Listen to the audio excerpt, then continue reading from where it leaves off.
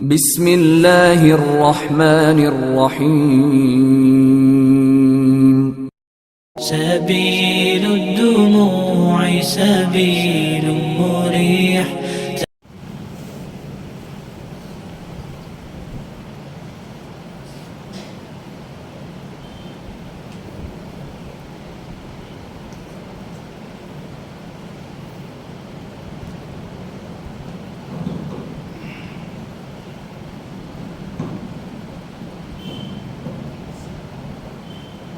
السلام عليكم ورحمة الله وبركاته.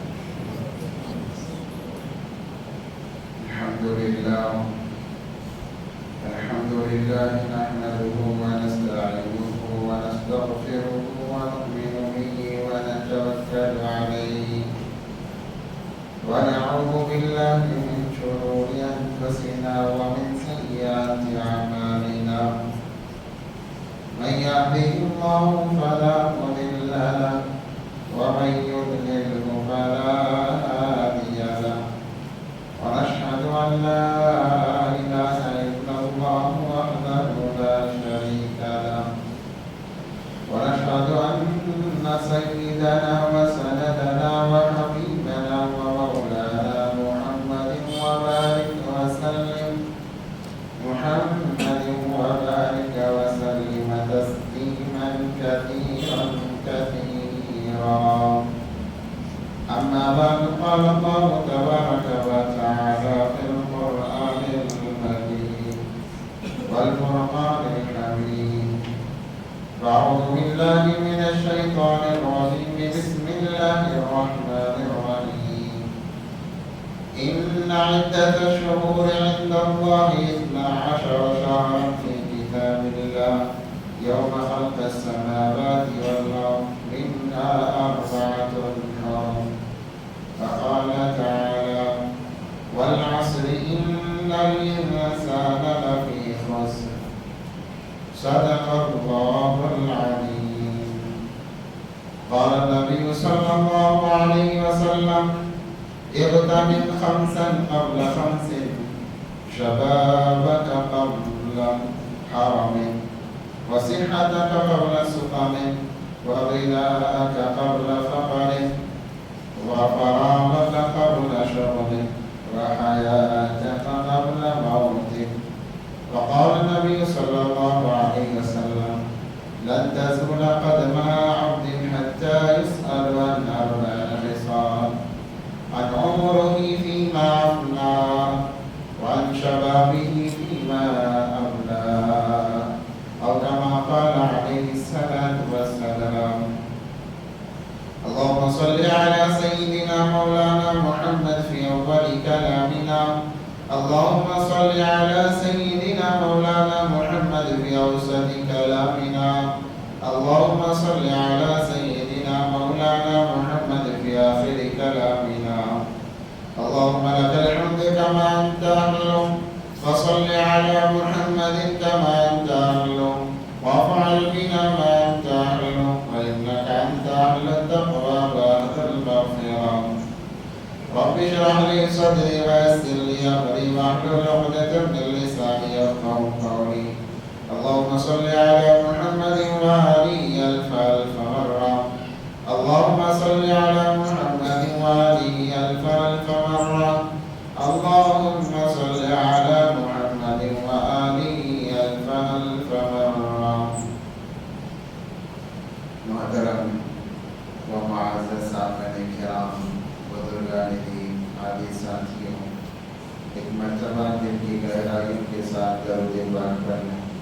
اللهم صل على سيدنا محمد وعلى آل سيدنا محمد وبارك وسلم. معزز سامعین کرام، اللہ تبارک و تعالیٰ نے جو ہمیں زندگی دی ہے وہ بڑی قیمتی زندگی ہے، اور یہ زندگی اسی لیے دی ہے تاکہ ہمیں زندگی جینے کا طریقہ آ جائے، سلیقہ آ جائے. کیونکہ مرنے کے بعد کی بھی ایک زندگی ہے. وہ ایسی زندگی ہے، دنیا کی زندگی کی تعداد معلوم کتنے سال جیا ہے، مگر وہاں لاتعداد زندگی ملے گی، محدود نہیں، کوئی حد نہیں زندگی کی، گویا ہمیشہ کے لیے وہ زندگی ہے۔ راحت ملی تو ہمیشہ راحت ہی راحت ہے، پریشانی کا کوئی نام و نشان نہیں، پریشانی ملی ہمیشہ ہمیشہ کے لیے پریشانی ہے، راحت کا کوئی نام و نشان نہیں۔ اسی لیے کہا جاتا ہے کہ یہ مختصر سی زندگی میں ہم اس زندگی کی تیاری کر لیں جو موت کے بعد شروع ہونے والی ہے، جسے ہم موت بھی کہتے ہیں، قبر کی زندگی بھی کہتے ہیں، عالم برزخ کی زندگی بھی کہتے ہیں، اور یہ برحق ہے۔ اس کا عقیدہ ہونا چاہیے کہ موت کے بعد کی زندگی برحق ہے۔ اسی لیے جب کوئی غیر ایمان میں داخل ہوتا ہے، جہاں اسے کلمہ پڑھایا جاتا ہے، وہاں ایمان مجمل بھی پڑھایا جاتا ہے۔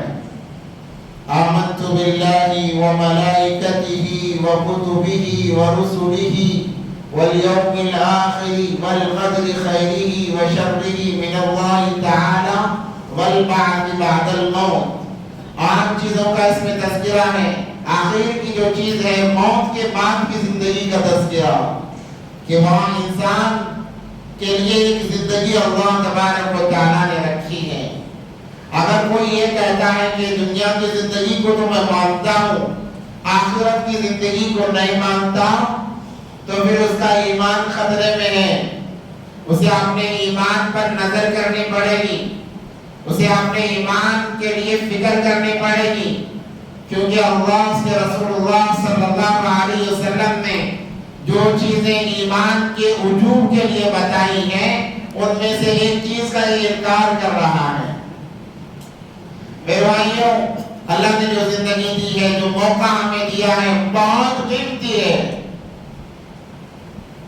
احادیث میں آتا ہے الوقت اثمن من الذهب، کیا مطلب ہے کہ وقت جو ہے نا، وقت یہ سونے چاندی سے زیادہ قیمتی ہے۔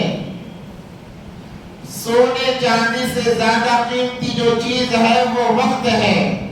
اسی لیے اللہ تبارک و تعالیٰ نے کسی چیز کو بتانے کے لیے، کسی چیز کو سمجھانے کے لیے سونے کی قسم نہیں کھائی، چاندی کی، ہیرے جواہرات کی قسم نہیں کھائی ہے۔ اللہ نے اگر قسم کھائی ہے، ویسے تو اللہ کو قسم کھانے کی کوئی ضرورت ہی نہیں ہے، مگر پھر بھی چونکہ انسان ظاہر پر بھروسہ کرتا ہے، اللہ تبارک و تعالیٰ نے اگر قسم کھائی ہے، وقت کی قسم کھائی ہے، کہا والعصر ان الانسان لفی خسر، عصر کے وقت کی قسم اللہ تبارک و تعالیٰ کھا رہے ہیں، فرما رہے ہیں عصر کے وقت کی قسم ہے کہ تمام انسانیت خسارے کے اندر ہے، نقصان کے اندر ہے، گھاٹے کے اندر جی رہی ہے۔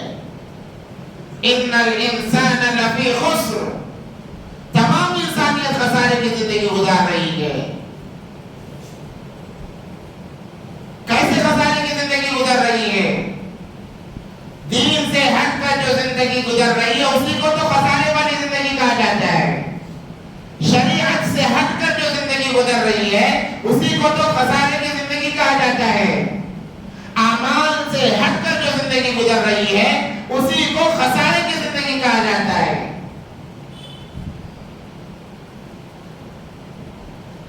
جو انسان شریعت سے ہٹ جائے، اعمال سے ہٹ جائے، فرائض سے ہٹ جائے، یعنی چھوڑ دے، وہ خسارے کی زندگی جی رہا ہے۔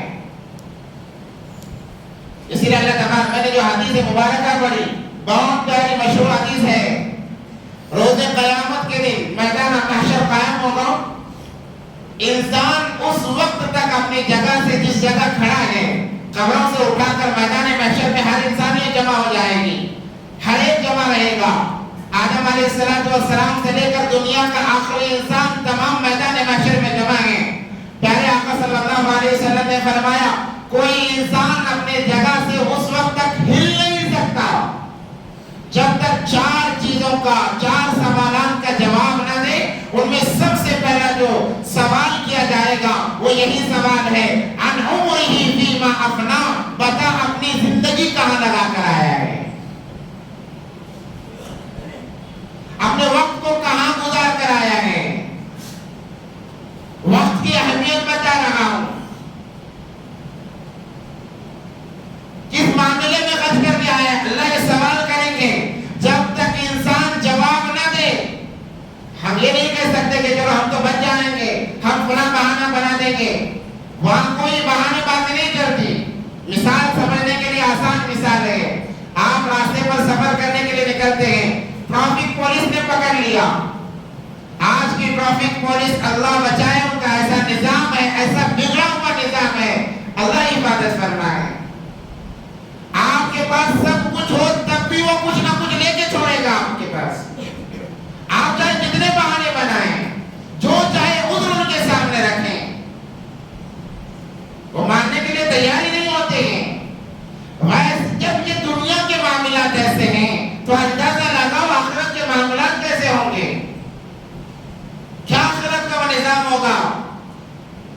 یہاں تو فرمائشیں کرائی جا سکتی ہیں کہ فلاں نے مجھے پکڑ لیا، کسی بڑے سے بات کرا دیا فلاں، اگر چھوٹ بھی رہا ہے تو وہ ایک بڑا لمبا وقفہ، اس سے بہتر انسان یہ سمجھے گا 150 دے کے نکل جاؤ بس۔ مگر وہاں کوئی ساتھ نہیں ہے، وہاں تو فقر یفر کا معاملہ چلے گا، بھاگم بھاگی کا معاملہ چلے گا۔ یوم یفر المرء من اخیہ وامہ وابیہ، وہاں تو ایک دوسرے کو دیکھ کر بھاگ رہا ہے، وہاں کون ساتھ دے گا؟ کوئی ساتھ دینے والا نہیں۔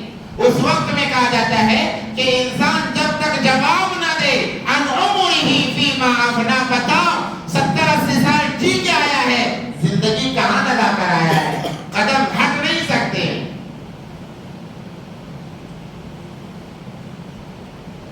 یہ اہمیت ہے ہمارے وقت کی، ہمارے زندگی کی۔ اللہ نے قسم کھائی ان الانسان لفی خسر، تمام انسان خسارے کے اندر ہیں، الا الذین آمنوا وعملوا الصالحات وتواصوا بالحق وتواصوا بالصبر۔ 4 چیزیں جس انسان کی زندگی میں ہیں وہ کامیاب، ورنہ سارے کے سارے خسارے کے اندر ہیں، سارے کے سارے نقصان میں ہیں، گھاٹے میں ہیں۔ اب سمجھ رہے ہیں کہ ہم فائدے میں ہیں۔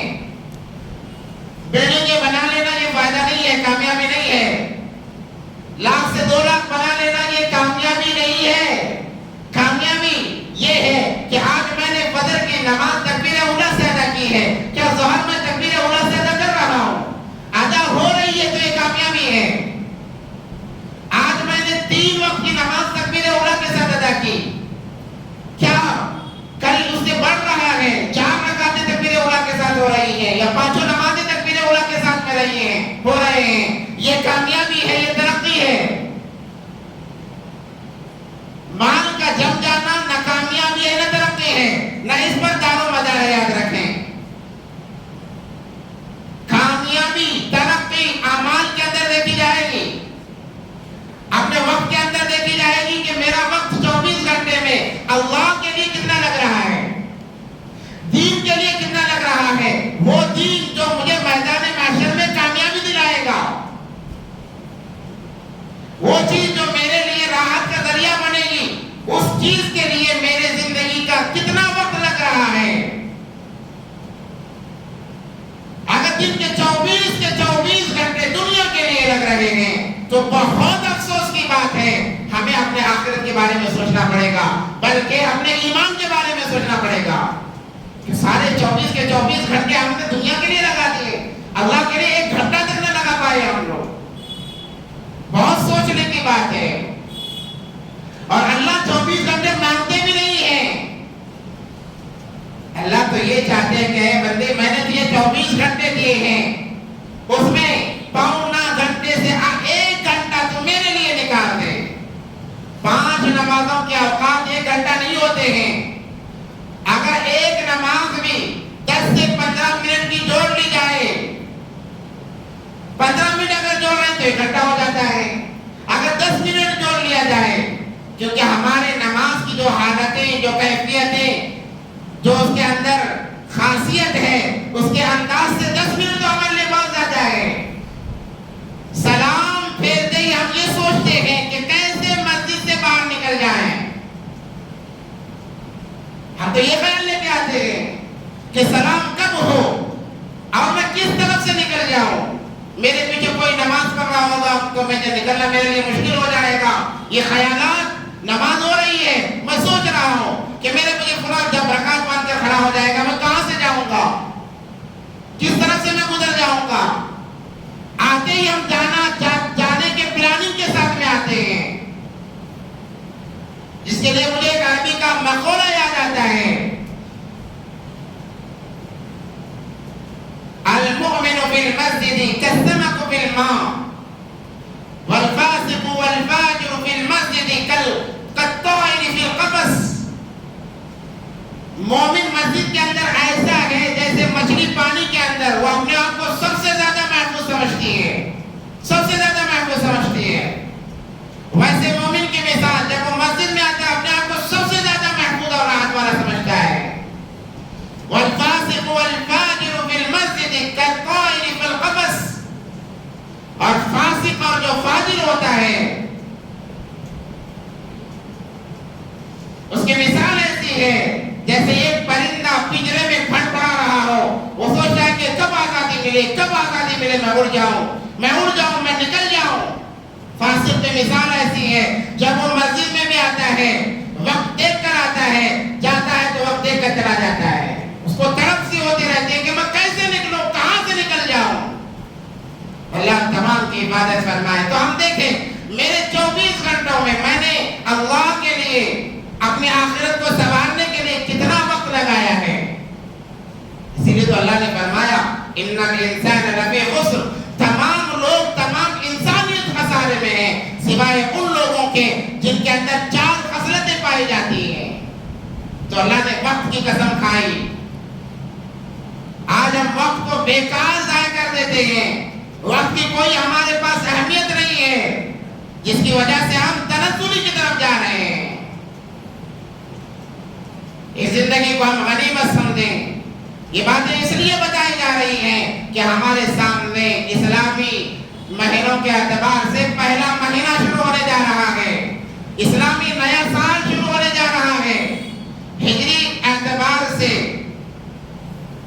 شمسی سورج کے اعتبار سے جنوری کا مہینہ پہلا سال کہلاتا ہے، مگر قمری اعتبار سے، چاند کے اعتبار سے محرم الحرام کا جو مہینہ ہے وہ پہلا مہینہ کہلاتا ہے. کیونکہ ہجری جو کیلنڈر شروع ہوا ہے وہ نبی پاک صلی اللہ علیہ وسلم نے جب ہجرت کی تھی اس وقت سے ہجری کیلنڈر بنا ہوا ہے. نبی پاک صلی اللہ علیہ وسلم نے سفر تو ربیع الاول کے اندر کیا، مگر ارادہ محرم الحرام میں ہو چکا تھا. اور اس کو بنانے والے حضرت عمر فاروق رضی اللہ تعالیٰ عنہ ہیں. انہوں نے صحابہ کے مشورے سے، کیونکہ ان کے پاس میں ایک مرتبہ ایک لفافہ خط آیا جس کے اندر کوئی تاریخ نہیں تھی، بس شعبان لکھا ہوا تھا. اعتراض کیا گیا کہ شعبان کس سال کا شعبان ہے، اس سال کا یا اگلے سال کا. تو ہمیں چاہیے کہ ہمیں کوئی تاریخ متعین کرے، مقرر کریں. عمر فاروق رضی اللہ تعالیٰ عنہ قربان جائے ان کی حکومت اور ذہانت پر. انہوں نے تمام کو جوڑا اور مشورہ کیا کہ ہم اپنی تاریخ بنائیں گے، بتاؤ کس مہینے سے شروع کی جائے، کب سے شروع کی جائے. تو 4 چیزیں ان کے سامنے رکھی گئیں. نبی پاک صلی اللہ علیہ وسلم کی ولادت جب پیدا ہوئی تب سے ہماری تاریخ شروع کی جائے. بعض صحابہ نے کہا کہ نہیں ولادت نہیں بلکہ جب نبوت ملی ہے تب سے ہماری تاریخ شروع کی جائے. بعض نے کہا نبوت نہیں ہے بلکہ جب ہجرت کی نبی پاک صلی اللہ علیہ وسلم نے تب سے تاریخ شروع کی جائے. اور بعض نے کہا کہ جب وفات ہوئی ہے اس وقت سے ہماری تاریخ شروع کی جائے. بحث و مباحثہ چلتا رہا. اس کے اندر حضرت عثمان غنی رضی اللہ تعالیٰ عنہ اور حضرت علی رضی اللہ تعالیٰ عنہ نے یہ مشورہ دیا کہ ہجرت سے ہمارا اسلامی مہینہ بلکہ ہمارا اسلامی کیلنڈر شروع کیا جائے. قمری تاریخ، چاند کی تاریخ کا یاد رکھنا، مہینوں کا یاد رکھنا یہ فرض کفایہ ہے. اگر پورے علاقے کے اندر کوئی اسلامی تاریخ سے واقف نہیں، کوئی اسلامی مہینے سے واقف نہیں، سارے گنہگار گنہگار ہوں گے. اگر ایک کو بھی معلوم ہے تو پھر فرض کفایہ ایسا فرض ہے کہ ایک نے بھی ادا کر لیا تمام کی طرف سے ادا ہو جاتا ہے. جیسے جنازے کی نماز ہے، ایک بھی اگر محلے کی طرف سے پڑھ رہا ہے ساروں کی طرف سے کافی ہو جاتا ہے. اگر ایک بھی نہ پڑھے تمام محلے والے گنہگار ہو جائیں گے. اسے فرض کفایہ کہتے ہیں. تو اسلامی تاریخ کو یاد رکھنا یہ بہت ضروری ہے، کیونکہ ہماری عبادتیں اسلامی تاریخ سے جڑی ہوئی ہیں. ہمارا حج اسلامی تاریخ سے جڑا ہوا ہے. آپ سورج کی تاریخ جو قمری جسے شمسی تاریخ کہتے ہیں، انگریزی تاریخ کہتے ہیں، اس تاریخ کے اعتبار سے آپ حج نہیں کر سکتے. آپ کو چاند کی تاریخ دیکھنا پڑے گا. رمضان المبارک کا روزہ جو ہے 1 مہینہ روزہ ہم رکھتے ہیں. انگریزی تاریخ کے اعتبار سے آپ رکھ نہیں سکتے. آپ کو چاند کی تاریخ کو دیکھنا پڑے گا. 1 تاریخ سے لے کر 30 تاریخ تک جب چاند نظر آئے گا روزہ شروع ہوگا، چاند نظر آئے گا روزہ چھوڑ دیا جائے گا. ہمارے جتنے بھی مقدس اور بڑے بڑے فرائض ہیں، اعمال ہیں، وہ قمری تاریخ سے جڑے ہوئے ہیں. آج ہمیں قمری تاریخ معلوم بھی نہیں ہے. مخصوص مہینوں کے علاوہ جس مہینوں میں ہمیں فائدہ ہے یا اپنے آپ کو ہم فائدہ دلانا اس کے اندر جانتے ہیں، وہ مہینے ہمیں یاد ہیں. مثال کے طور پر محرم کا مہینہ آیا، وہ مہینہ ہمیں یاد رہتا ہے کیونکہ آپ تمام کو معلوم، بعض لوگ اسے منحوس سمجھتے ہیں، شادی بیاہ کا کام نہیں کرتے اور بہت ساری چیزیں اس کے ساتھ جڑی ہوئی ہیں. محرم کا مہینہ یاد رکھتے ہیں. اس کے خرافات میں بیان کروں گا، محرم کے کیا کیا خرافات. اشارہ کرتے چلو یہاں تک ہمارے مسلمان گر گئے ہیں، شریع اعتبار سے اتنا گر گئے ہیں کہ اس مہینے کے اندر بعض لوگ تو میاں بیوی کو بھی الگ کر دیتے ہیں. نئی شادی ہوئی ہے، محرم سے پہلے شادی کر دیتے ہیں کیونکہ محرم میں شادی کرنا ان کے لیے حرام ہے. اب شادی ہو گئی، محرم کی پہلی تاریخ سے پہلے دلہن کو بلا لیا. جو جوڑا قبول ہے کے بعد میں حلال ہو جاتا ہے، ان کے لیے ان کے نزدیک اس مہینے میں حرام ہو جاتا ہے، انہیں تک الگ کیا جاتا ہے. حالانکہ یہ بات سب سے کئی گزری بات ہے. اور اس کے بعد میں ہمیں کون سا مہینہ یاد رہتا ہے؟ ربیع الاول کا مہینہ ہمیں یاد رہتا ہے. پھر اس کے بعد میں ربیع الثانی کا مہینہ. ان تمام مہینوں سے ہماری نفسانیت جڑی ہوئی ہے، نفسانی خواہشیں جڑی ہوئی ہیں. بس وہ مہینہ ہمیں یاد ہے. شوال کا مہینہ ہمیں یاد نہیں رہتا، ذی-القعدہ کا ہمیں مہینہ یاد نہیں رہتا، بلکہ 12 کے 12 مہینے اللہ نے کہا اللہ نے قرآن پاک کے اندر سورہ توبہ کی ایک آیت ہے، ان عدت الشہور عند اللہ 12 شہرا فی کتاب اللہ. 12 مہینے اللہ تبارک و تعالیٰ نے متعین فرمائے اور ہماری عبادتیں اس کے ساتھ جوڑ دی ہیں. تو اس کی تاریخ کی ابتدا کب سے ہوئی؟ عمر فاروق رضی اللہ تعالیٰ عنہ نے حضرت علی رضی اللہ تعالیٰ عنہ کے مشورے پر، حضرت عثمان غنی رضی اللہ تعالیٰ عنہ کی رائے پر ہجری کیلنڈر کی ابتدا ہجرت سے کی ہے. وجہ علماء کرام یوں فرماتے ہیں کہ ہجرت ہی کا وقت وہ ایسا وقت تھا جس کے ذریعے سے انسانیت کو راحت ملی، اللہ کے دین کو ساری دنیا میں عام کرنے کا ایک ذریعہ ملا. مکہ کی 13 سالہ زندگی بڑی مشقتوں والی، بڑی پریشانیوں والی، بڑی مصیبتوں والی زندگی تھی. نبی پاک صلی اللہ علیہ وسلم کو اللہ نے حکم دیا کہ آپ ہجرت کر جائیں، آپ جگہ کو منتقل کر دیں. جیسے ہجرت کر کے مدینہ چلے گئے، مدینہ منورہ چلے گئے، اب اسلام کو پھیلانے کے لیے راستے کھل گئے. مسلمانوں کی پریشانیاں کم ہو گئی، ان کو ستانا بند ہو گیا، انہیں مارنا پیٹنا بند ہو گیا. اور بہت سارے خصوصیات اس کو سامنے رکھ کر حضرت عمر فاروق رضی اللہ تعالیٰ عنہ نے نبی پاک صلی اللہ علیہ وسلم نے جس وقت میں ہجرت کا ارادہ کیا ہے، اس وقت یعنی محرم الحرام کے مہینے کو طے کر کے ہجری کیلنڈر بنایا گیا ہے. اب ہم 1446 ہجری میں داخل ہونے والے ہیں. ہجرت کر کے نبی پاک صلی اللہ علیہ وسلم نے جب ہجرت کی تھی، ارادہ کیا تھا، وہ ارادہ کر کے ہجرت کر کے آج کو 1446 سال ہو گئے ہیں. اب ہم محرم کے مہینے میں داخل ہونے والے ہیں. اور محرم کا مہینہ جیسے میں ہمیشہ کہتا ہوں ہمارے سال کی انتہا بھی قربانیوں پر ہے، ابتدا بھی قربانیوں سے ہے۔ سال کی انتہا ذوالحج کے مہینے میں حضرت ابراہیم علیہ السلام کی قربانی، حاجی بہت ساری مشقتوں کو برداشت کر کے سفر کر کے آتے ہیں، ان کی قربانی، قربانیوں کے ساتھ ایک مہینہ ختم ہو رہا ہے، دوسرا مہینہ قربانیوں سے شروع ہو رہا ہے۔ پہلے محرم کو حضرت عمر فاروق رضی اللہ تعالیٰ عنہ کی شہادت ہے، اور 10 محرم الحرام کو حسنین امام حسین رضی اللہ تعالیٰ عنہ کی شہادت کا معاملہ تمام کو معلوم، کربلا میں کیا واقعہ پیش آیا، انشاءاللہ اس کی بھی وضاحت ہمارے سامنے آئے گی۔ تو اللہ نے انسانیت کو، مسلمانوں کو قربانی سے جوڑا ہے۔ آپ جتنا قربانی دو گے اللہ آپ کو اتنا کامیاب کرے گا، دنیا میں بھی کامیابی، آخرت میں بھی کامیابی۔ شرط یہ ہے کہ آپ قربانی دینے والے بنیں، نماز کا وقت ہوا کاروبار کی قربانی دیں، وقت کی قربانی دیں، زکوٰۃ کا وقت آیا اپنے مال کی قربانی دیں، بقرعید کے ایام آئے جانوروں کی قربانی، اس کے اندر آپ کا جان بھی لگنا چاہیے، مال بھی لگنا چاہیے۔ اللہ قربانی چاہتے ہیں، جب بندہ قربانی پر آتا ہے اللہ اسے جنت کا مستحق بناتے ہیں، اللہ اسے جنت کا مستحق بناتے ہیں۔ اصل قربانی ہے۔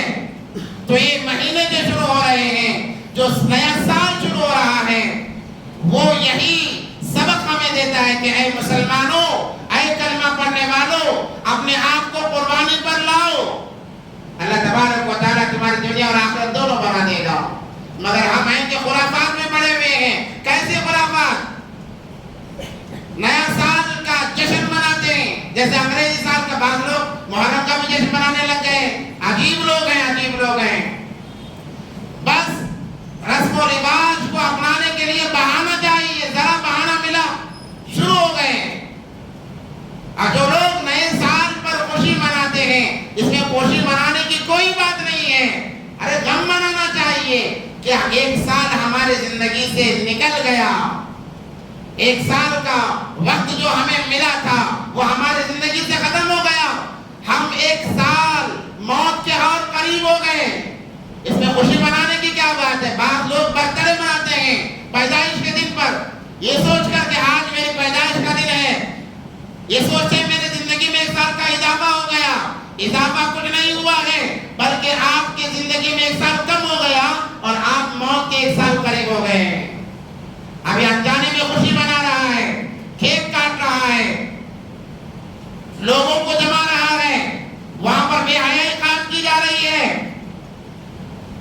آج ہمارے جیسے شادیوں کے اندر بے حیائی عام ہے، ویسے ہی برتھ ڈے پارٹیوں کے اندر بھی بے حیائی عام ہوتی چلی جا رہی ہے، اور یہ فضول خرچ ہے، یاد رکھیں۔ برتھ ڈے کے نام پر ہزاروں روپیوں کا لٹا دینا، شریعت اس کی اجازت نہیں دیتی ہے کہ آپ برتھ ڈے کے نام پر ہزاروں روپے لٹا دو۔ 1 سال کا بچہ، اس کا برتھ ڈے، 15 سال تک برتھ ڈے منائے جا رہے ہیں، پھر اپنی زندگی میں جتنے سال جب سے معلوم پڑا تب سے برتھ ڈے منائے جا رہے ہیں۔ کہ اللہ نے برتھ ڈے منانے کے لیے مسلمان بنایا ہے؟ اللہ نے مسلمان اس لیے بنایا ہے کہ دن میں 5 دفعہ جا کر اللہ کے دربار میں جھک جاؤ اور کہو یا اللہ میری کوئی حیثیت نہیں، میں جب تک تیرے قدموں میں پڑا ہوں میرا مقام ہے، میں جب تیرے قدموں سے اپنا سر اٹھا لوں گا میرا کوئی مقام نہیں۔ اللہ نے زندگی اس لیے دی ہے۔ ہم لوگ برتھ ڈے منانے میں مصروف ہیں، خوشیاں منانے میں مصروف ہیں۔ تو میں کہہ رہا تھا یہ سال جو ہمارے سامنے شروع ہونے والا ہے یہ ہمیں پیغام دے رہا ہے، اسی لیے میں نے شروع میں کہا 5 چیزوں کو 5 چیزوں سے پہلے غنیمت سمجھو۔ اغتنم خمسا قبل خمس، 5 چیزوں کو 5 چیزوں سے پہلے غنیمت سمجھا جائے، چلی گئی پھر دوبارہ لوٹ کر نہیں آئیں گے۔ اس لیے انسان کو وقت کی قدر مرنے کے وقت میں یا مرنے کے بعد پتہ چلے گی۔ مرنے کے بعد انسان کہے گا یا اللہ فرجعنا نعمل صالحا ربنا ابصرنا وسمعنا فرجعنا نعمل صالحا، یا اللہ مجھے ایک لمحے کی زندگی دے، مجھے اتنا موقع دے، 1 سیکنڈ مجھے وقت دے دنیا کی زندگی کا۔ اللہ پوچھے کہ 1 سیکنڈ میں تو کیا کرے گا؟ پلک جھپکتے 1 سیکنڈ ختم ہو جائے، وہ کہے گا یا اللہ اس 1 سیکنڈ میں میں تجھے راضی کر کے آؤں گا۔ اس وقت میں انسان کو وقت وقت کی قدر پتہ چلے گی، وقت کیا چیزیں معلوم پڑے گا. اس لیے کہا جاتا ہے الوقت اثمن من الذهب، وقت سونے چاندی ہیرے جواہرات سے زیادہ قیمتی ہے. اپنے وقت کو پارٹیوں میں، برتھ ڈے پارٹیوں میں، رسم و رواج کے اندر، دنیا کے اندر ضائع نہ کرو. اپنے وقت کو قیمتی بناؤ. قیمتی کیسے بنے گا ہمارا وقت؟ اس کو اللہ کے دین کے لیے لگاؤ، دین کی اشاعت کے لیے لگاؤ. جیسے میں نے کہا اللہ نے 24 گھنٹے دیے ہیں. سونے سے پہلے ہم اپنا محاسبہ کریں کہ 12 گھنٹے کا دن ہے، 12 گھنٹے کی رات اگر ہے تو ہم سوچیں کہ میں نے جو مجھے وقت ملا تھا میں نے دین کے لیے کتنا وقت لگایا ہے. مجھے مر کر جانا ہے قبر کے اندر، اپنے آخرت کو سنوارنے کے لیے میں نے کتنا وقت لگایا ہے. ہر کوئی سونے سے پہلے اپنے نفس کا محاسبہ کرے. اللہ فرماتے ہیں یا ایھا الذین آمنوا اتقوا اللہ ولتنظر نفس ما قدمت لغد. دیکھ کہ کل قیامت کے لیے، آخرت کے لیے تو نے کیا بھیج رکھا ہے. ولتنظر نفس ما قدمت لغد واتقوا اللہ ان اللہ خبیر بما تعملون. خبردار، تمہارے ہر عمل کا اللہ کو علم ہے. اللہ جانتے ہیں. یعلمون ما تفعلون، اللہ جانتے ہیں. اس لیے 5 چیزوں کو 5 چیزوں سے پہلے غنیمت سمجھنا چاہیے. اغتنم خمسا قبل خمس. 5 چیزوں کو 5 چیزوں سے پہلے غنیمت سمجھو. وہ کیا چیزیں ہیں؟ شباب قبل حرمک، جوانی کو غنیمت سمجھو بڑھاپے سے پہلے. آج جوانی ہے، ہم سوچتے ہیں کہ بھئی اب تو جوان ہیں، جب بوڑھے ہو جائیں گے نماز پڑھ لیں گے. کیا تم نے سگنیچر تم نے لکھا لیا ہے اللہ سے کہ تم بوڑھے ہونے تک باقی رہو گے، بڑھاپے کی عمر تک تمہیں زندگی ملے گی؟ آج موت کا کوئی بھروسہ نہیں ہے. انسان نکلتا ہے کام کر کے کچھ پیسے لانے کی نیت سے، خبر آتی ہے کہ اللہ کے پاس چلا گیا. ارے ابھی تو نکلا تھا، اچھا خاصا تھا. موت یہ نہیں دیکھتی کہ کتنا ہڈا کھٹا ہے، موٹا پہلوان تندرست ہے. موت یہ نہیں دیکھتی ہے. موت تو وقت دیکھتی ہے. اس کا وقت آ گیا، چاہے جو بھی ہو اس کی روح قبض کر دی جاتی ہے. اگر ملک الموت کو رحم آنا ہوتا تو شداد پر رحم آتا کہ شداد نے اپنی زندگی کے اندر جنت بنائی، اللہ سے بغاوت کر کے اپنی ساری عقل بلکہ پوری جائیداد بلکہ تمام چیزوں کو صرف کر دیا جنت بنانے میں. جب جنت بن گئی اب دیکھنے کے لیے جا رہا ہے. بڑا لمبا واقعہ مختصر عرض کر رہا ہوں. دیکھ نہیں سکا. اسرائیل دوڑ کر آئے، کہنے لگے وقت ختم ہو گیا ہے. وہ کہنے لگا کہ میری ساری زندگی کی محنت اور امیدیں اس سے جڑی ہوئی ہیں. مجھے معلوم ہے مرنا ہے، برحق ہے، مگر میں ایک نظر دیکھنا چاہتا ہوں. کیسا کمبخت انسان تھا، اسے بھی معلوم جب موت آتی ہے کوئی بچ نہیں سکتا، مگر پھر بھی اپنی زندگی کو ضائع کرتا رہا. ایک نظر دیکھنے کے لیے تڑپ گیا. کتابوں میں لکھا ہوا ہے کہ ایک نظر اسے اپنی بنائی ہوئی جنت کو دیکھنے کی توفیق نہیں ہوئی. موت کے منہ میں چلا گیا. اس لیے جوانی کو غنیمت سمجھو. موت آنے سے پہلے بعض گھروں میں عورتیں بولتی ہیں اب کیا نماز پڑھ رہا ہے، جب عمر ہو جائے گی، بچے ہو جائیں گے تب نماز پڑھنا. آج کی بات کل پر نہ ڈال. جب آج کی بات کل پر ڈالی جائے گی وہ کل نہیں آئے گا ہماری زندگی میں. یاد رکھیں اس بات کو. شیطان کل کرتے کرتے ہمیں قبر تک پہنچا دے گا مگر ہماری زندگی میں وہ کل نہیں آئے گا. اور کیا بھروسہ ہے ہمیں اپنے کل کا کہ کل ہم باقی میں رہیں گے؟ ہمیں تو یہاں سے جانے تک کا بھروسہ نہیں ہے. کب موت آ جائے پکڑ لے. شاب کا قبل حرمک، جوانی کو غنیمت سمجھو بڑھاپے سے پہلے.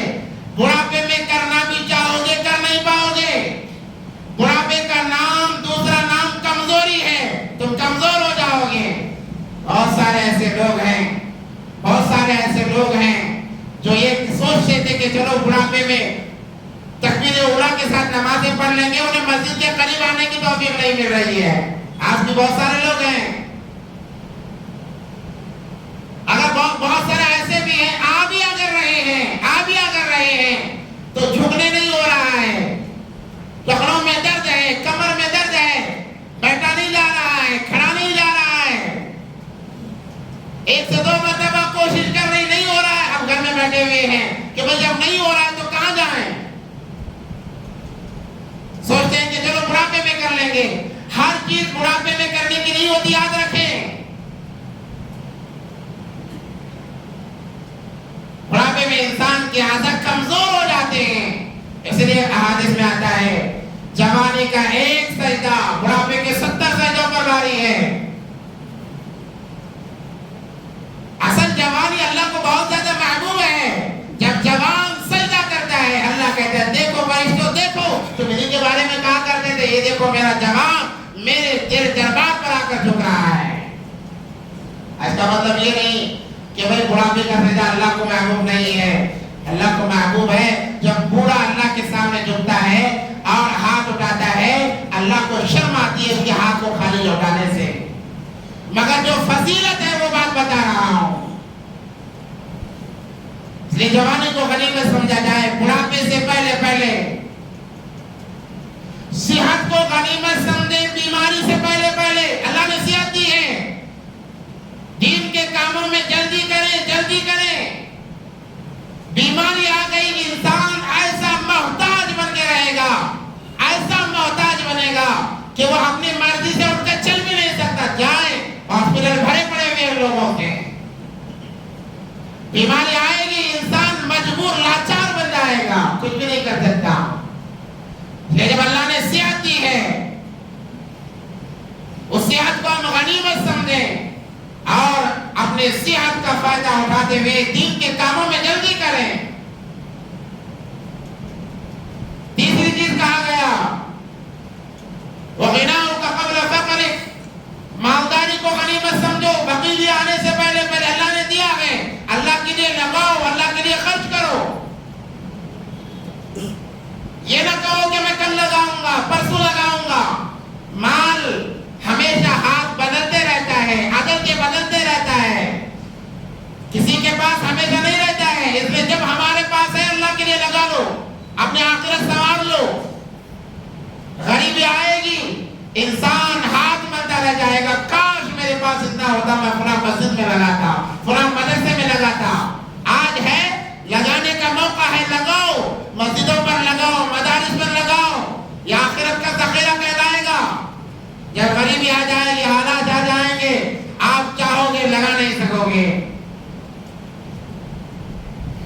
چوتھی چیز فرمایا گیا وَشُغْلُ کا قبل وَفَرَاغَ کا قبل شُغْلُ, اپنی فراغت کو غنیمت سمجھو. مشغولی سے پہلے اللہ نے موقع دیا ہے, نماز پڑھ سکتے ہیں, فراغت ہے, اس کو غنیمت سمجھو, اس کو غنیمت سمجھو. مشغول ہو جاؤ کہ دنیا میں, یہ دنیا ایسی ملعون ہے جو انسان اس کی طرف آتا ہے کبھی اس کے ہاتھ نہیں آتی بلکہ اسے لالچ دکھاتی رہتی ہے.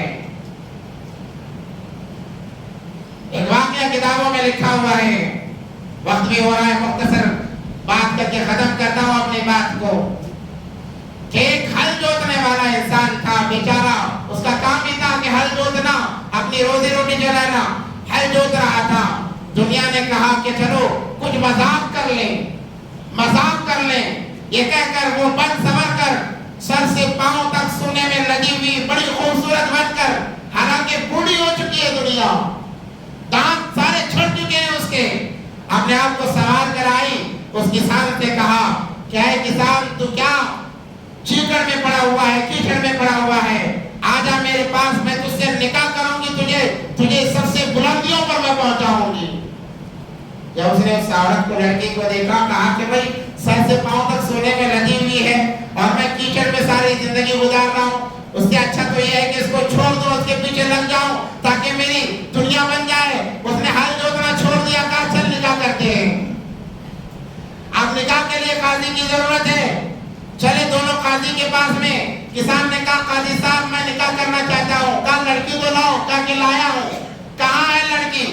جب اس کو پیش کیا گیا قاضی نے کہا ارے تو اس کے قابل نہیں ہے, تو ہمیشہ ہل جوتنے والا, کیچڑ میں لت پت رہنے والا, اور یہ اتنی حسین خوبصورت سونے میں لگی ہوئی, تو اس کے قابل نہیں, میں اس کے قابل ہوں. پوچھا کیوں؟ کہا کہ میں نکاح پڑھاتا ہوں. میں فیصلے کرتا ہوں، میں اس کے قابل ہوں، تو اس کے قابل نہیں ہے۔ دونوں میں بحث چلنے لگی۔ جب زیادہ بحث ہوئی، اس عورت نے کہا، لڑکی نے کہا کہ چلو وزیر کے پاس چلتے ہیں، وزیر معاملے سلجھا دیا کرتا ہے۔ تینوں وزیر کے پاس گئے، کہنے لگے ہم شادی کرنا چاہتے ہیں۔ اس نے کہا اس میں کون سی خراب بات ہے، شادی تو ہر ایک کو کرنی چاہیے۔ کہنے لگا لڑکی ایک ہے، کرنے والے دو ہیں۔ وہ کیسے؟ کہا کہ ہم دونوں سے چاہتے ہیں۔